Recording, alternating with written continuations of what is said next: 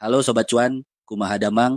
Hari ini kita bakal bahas dua momok yang sering bikin ekonomi goyang, harga melambung, atau malah bisnis bangkrut, inflasi dan resesi. Mana yang lebih bahaya? Yuk kita bongkar semuanya. Apa itu inflasi? Inflasi itu sederhananya adalah kenaikan harga barang dan jasa secara terus-menerus dalam jangka waktu tertentu. Kalau dulu beli nasi Padang Rp10.000, sekarang bisa Rp20.000, itu efek inflasi. Penyebab inflasi satu, permintaan tinggi.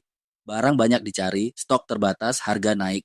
Dua, biaya produksi naik. Kalau harga bahan baku naik, harga barang juga naik. Tiga, uang beredar. Kebanyakan, kalau terlalu banyak uang di pasar, daya beli naik, tapi barang tetap sama, jadinya harga naik. Dampak inflasi, daya beli masyarakat turun, duit cepat habis. Tabungan jadi kurang bernilai karena harga barang naik terus. Bunga pinjaman naik, cicilan makin berat. Apa itu resesi?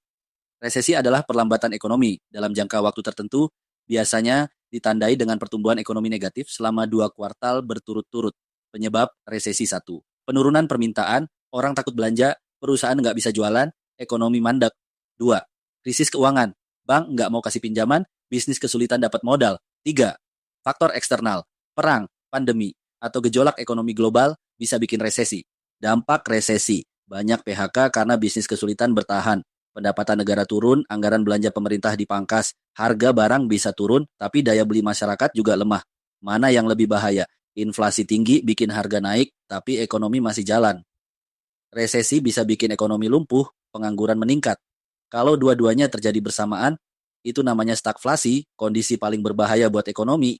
Pelajaran yang bisa kita ambil satu, inflasi bikin harga naik, resesi bikin ekonomi macet. Dua, harus pintar kelola keuangan, biar tetap aman di situasi apapun.